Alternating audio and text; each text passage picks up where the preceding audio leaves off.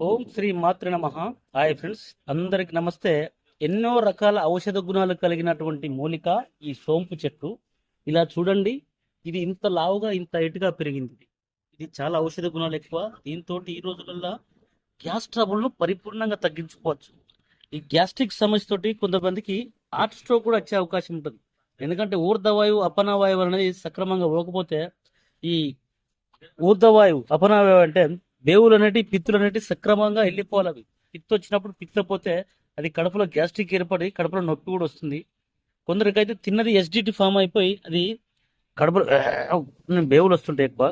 అదే విధంగా కాకుండా కిందికి వెళ్ళి అపనవాయువు వెళ్ళిపోవాలి, పైనుంచి ఊర్ధవాయువు వెళ్ళిపోవాలి. ఇది ఈ విధంగా ఉంటుంది. ఇట్లా సోంపు ఇది చాలా రకాలుగా మనము భోజనం చేసిన తర్వాత దీన్ని ఒక్క పొడిగా మనము తయారు చేసుకుని కూడా వేసుకుంటారు.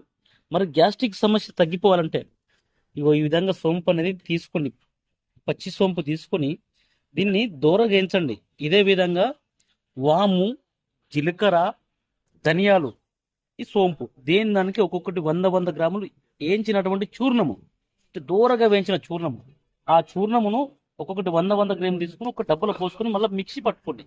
అంతా కలిపేసిన తర్వాత అందులో నుంచి ఒక్క చెంచా ఒక 200 ml వాటర్ పోసి అది సన్న మంట పైన ఒక్క 2 గ్లాసుల అంటే 200 ml అంటే 100 ml వరకు మరిగించి దాన్ని ఉదయం సాయంత్రం కనుక మనం తాగినట్టయితే ఈ గ్యాస్ట్రిక్ అంటే కడుపుబ్బర సమస్య, ఈ కడుపు లోపల ఉబ్బరం పెట్టినట్టు ఉంటుంది.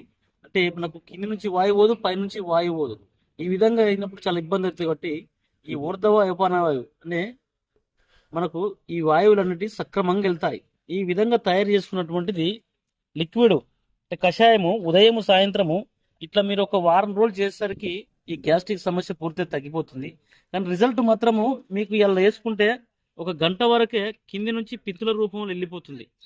ఇది ఇటువంటివి మీరు సేకరించుకొని ఎవరికి వారు తయారు చేసుకొని ఈ గ్యాస్ట్రిక్ సమస్య తగ్గించుకుంటారని కోరుకుంటున్నాం.